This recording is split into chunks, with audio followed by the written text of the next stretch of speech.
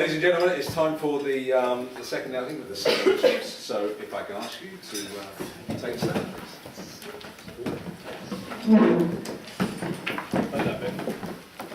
We're going to start the second with another Clarkstaff piece. This time it's a traditional, I think, Irish tune. Sorry about that.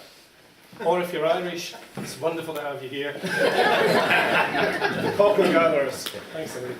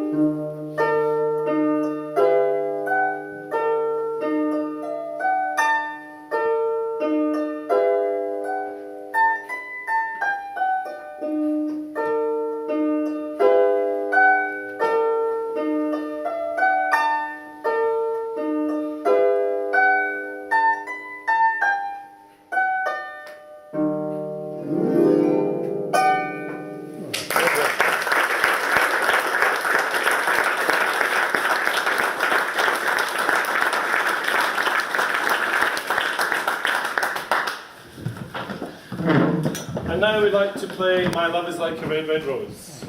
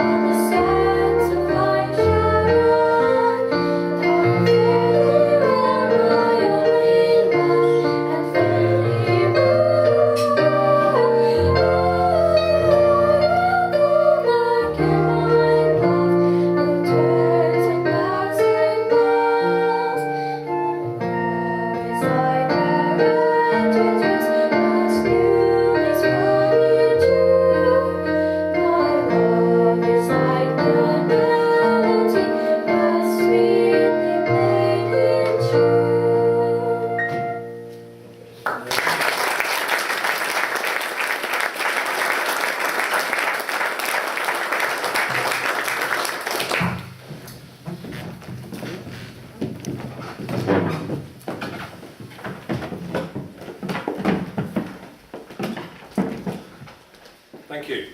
It's, every year, you know, we get the musical interludes, and it's always refreshing when it actually comes in, because if you hear this lot sing the interludes themselves, it is. So thank you so much for gracing us with your presence. Couple of things, just in terms of moving it on slightly, just to take it further. We're going to have a look at the raffle. We're going to draw for the raffle in just a moment. But if I can just put a kind of a bit of a serious note on it, really, because we've got some visitors in tonight, and you know, if you are interested in what Rotary does, then please talk to the people at your table, and they'll share it. But just to give you a bit of insight into this, you know, we do a lot of work in the community. We have various committees that actually work on things. But people, you know, actually get together from Rotary and do things off their own back, all to their credit. And you know, we've got a local radio station, as many of you know, Central FM, that's based in Stirling. And if anybody was listening, actually last Sunday, I don't know, does anybody listen to Central FM? And last Sunday there's a kind of a phone in, so you can get this kind of agony sort of, you know, talk to people and put your problems forward. And the two people who are actually manning the desk, I mentioned this just now because they were selling you raffle tickets earlier on this evening. It was Graham and Rod. So please give it up for Graham and Rod. Thank you.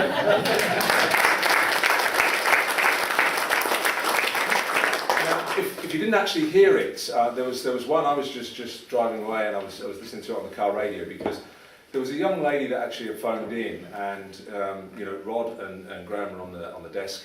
And she phoned in and she said, I wonder if you can actually help me, because she said, I left for work on Friday morning, she said, and you know, I live in Riverside, she said, and I'd just sort of driven all the way round, you know, down Causeway Head and through. She said, I'd gone, oh, I don't know, probably about 1.5 miles, and the car started to slow down, and then eventually it stopped, and that was it. I couldn't get it started or anything at all. So she said, I walked all the way back to the house, she said, and when I got back to the house, you know, I was going to get my husband to help, she said, I went in, she said, I was horrified. She said, we have been married, she said, 13 years.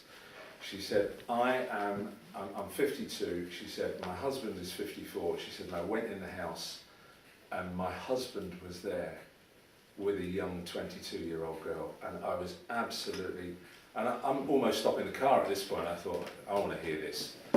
So I just, you know, she said, I confronted him, I challenged him. He's lost his job quite recently, he's depressed, he's on medication, and I've tried to address it. I've tried to get him to go to counselling, but he will not listen, and I'm at my wit's end. Can you help?